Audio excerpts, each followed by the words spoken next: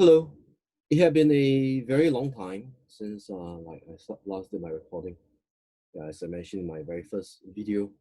So here I'm back again. And today what's the theme? The theme today is how to be rich.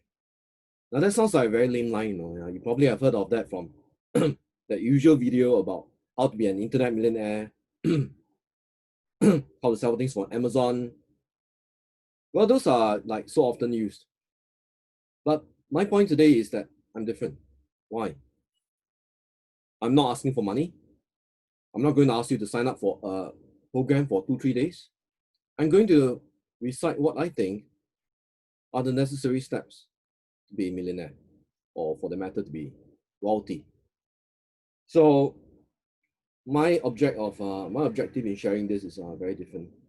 I feel that these are more important lessons to anyone looking to live a enriching, meaningful life. Right. Let me go right to the point. Why should you be listening to this? That's a very funny question to ask because I have nothing to gain out of this. Okay, perhaps patreon.com, right, if you wish to, provide some donations. But there's something I realize which is very important, in how to be rich. Now, you see many people who are very well to do. There is Elon Musk, there is Jeff Bezos, Bill Gates, and so on, all the big names. They all did exceedingly well, and they have succeeded in whatever that they did. But did you realize something common in all of them? They deeply enjoyed what they were doing. Now, that is the outstanding similarity among all of them. How many of you out there have heard of a certain very successful person saying that I hate what I was doing, but I'm rich? Or something like, I didn't like what I did, but I kept doing it and I became very wealthy and I became very satisfied. No, you don't really hear of that other than those people who are employed. If you're an employee, then you end up likely remaining employed for the next 3 years to 5 years. That's what I really see, right? Often when I tell people, what I have seen in my life, okay, by the way, I'm not that young, I'm not that old too, but I've seen enough. I've seen enough to be able to come to the conclusion that many of humanity's misery lies in not being able to do what we deeply appreciate, what we deeply like to do. In fact, this thing about wealth, it's not just about money, but it's a far greater concept. It lies in, a life being enriched. Meaning to say that you feel good, you feel satisfied about what you do. Well, Anthony Dadden from Elderways investment fund said this. He said that making money is the result, is the byproduct of doing something good, something well. And indeed, that's the case. If you look at history, great people, I can name you some. In Singapore, we have Khoo Teck Puat, and then there's Whampoa and some of these big names that we typically cover in Singapore history. And they're all very similar. There was, they just enjoyed what they were doing. They just enjoyed. And money became a byproduct. But you know what? The problem when with people is that when you make money the objective, making money as the objective, rather than pursuing what you deeply enjoy, well, that's different. Because when you try to pursue money for its own sake, it becomes very painful. It's like wearing a pair of ill-fitting ballerina shoes. It just wouldn't work out. Eventually, you're going to trip and it just wouldn't work. And let me bring you back to the earlier point I mentioned. What's the similarity among all these very successful people like Elon Musk, Bill Gates, and so on?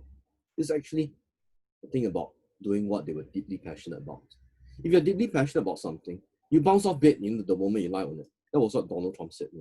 If it's something which causes you to jump off your bed the moment you lie down, then that's probably the thing that you would deeply enjoy doing, and that's your life calling. Unfortunately, this same advice cannot be given to everyone. I feel that there is this common cookie cutter approach which many of these YouTube celebrities try to do. They tell you that you go through this and then you will be very successful, you make lots of money. But that's the cookie cutter approach because everyone is different. How can I give the same advice to someone that's not married, 20 years old, and giving the same advice to someone that's 50 and married with a few kids still going to school. The approach is very different. You can't really give that same solution to everyone. And that's something very wrong with all these programs.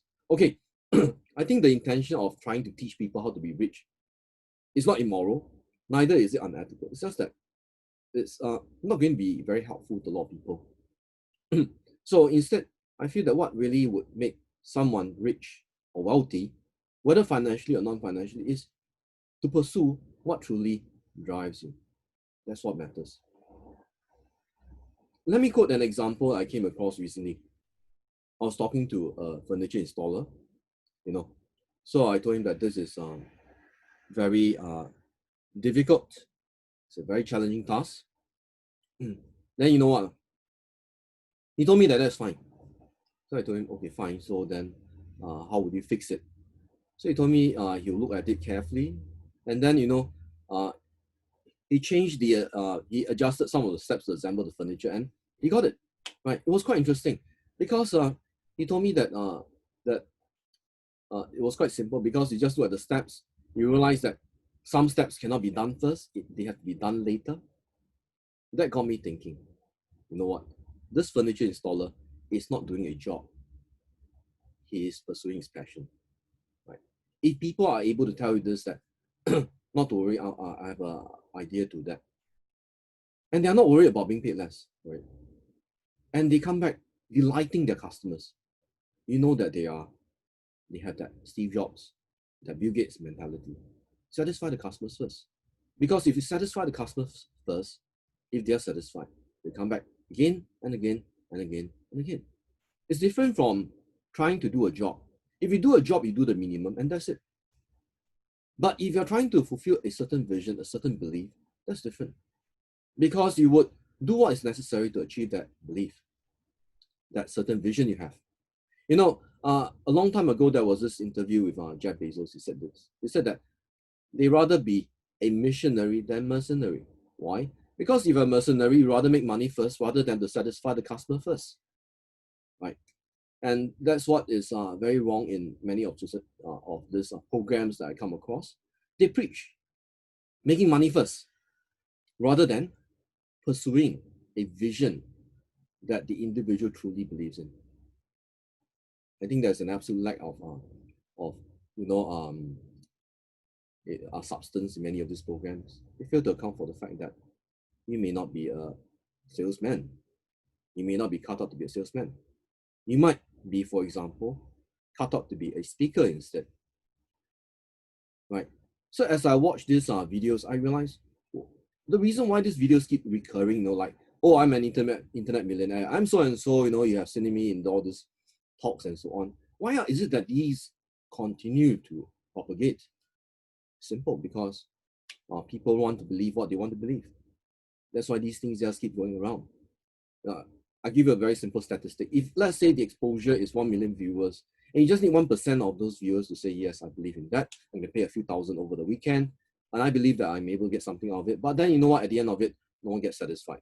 A lot of people get very disappointed. Of course, those who are not so disappointed are those who sell this how to get rich programs. Right, and that's how it is.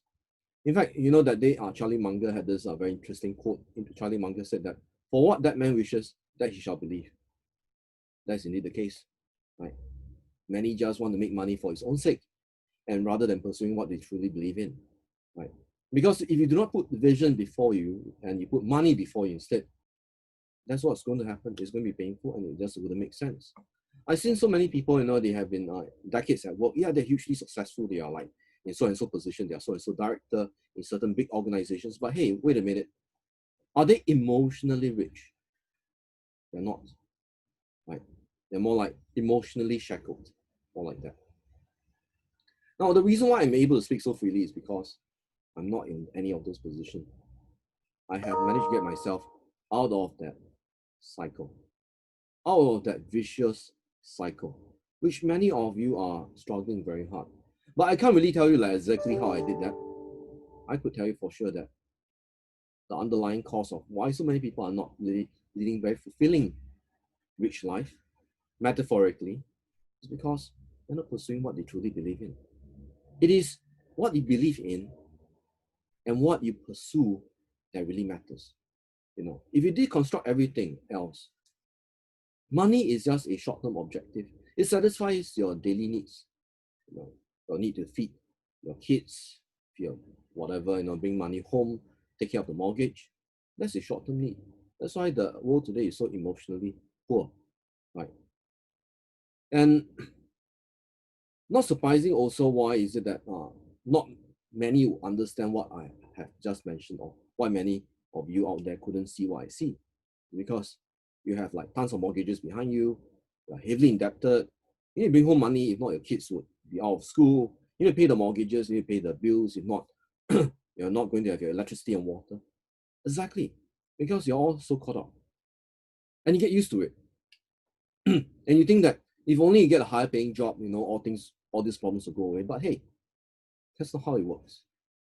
These problems only go away if you truly believe in what you do, and doing well in what you do results in money being produced as a byproduct.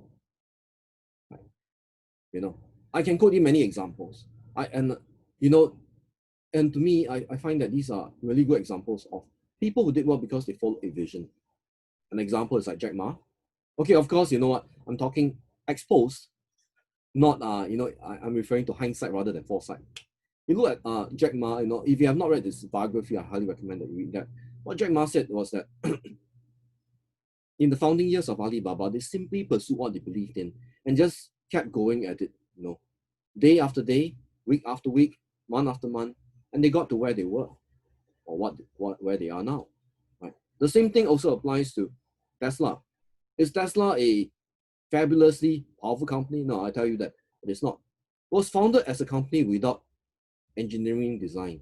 The very first engineering came from AC propulsion. You read Elon Musk's biography by Ashley. So the fact is that, did Elon Musk go around searching for money first, or searching to pursue vision first? Right? The answer is very obvious. And I hope that this gets everyone thinking. And how to be rich. And my summary for how to be rich is truly finding that vision you believe in and giving all you have to pursuing that with everything you have. Not financially, but also not financially. Right?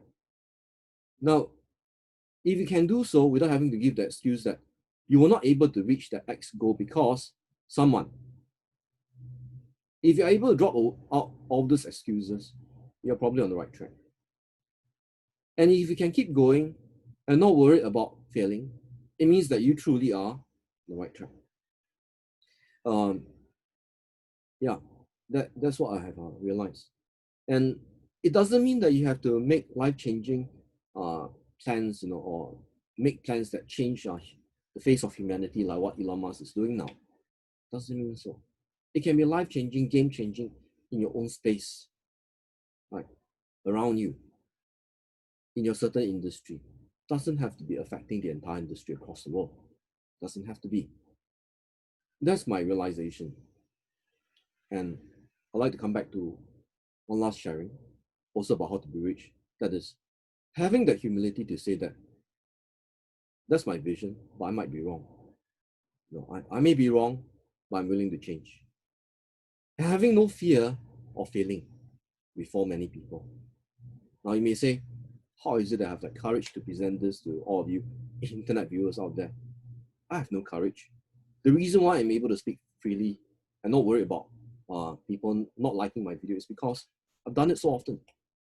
We are here in this game. Yeah, if you agree with me, this whole thing is like a game. It's a game that we have a choice to play to win or play to lose. That choice lies with you. And you know what?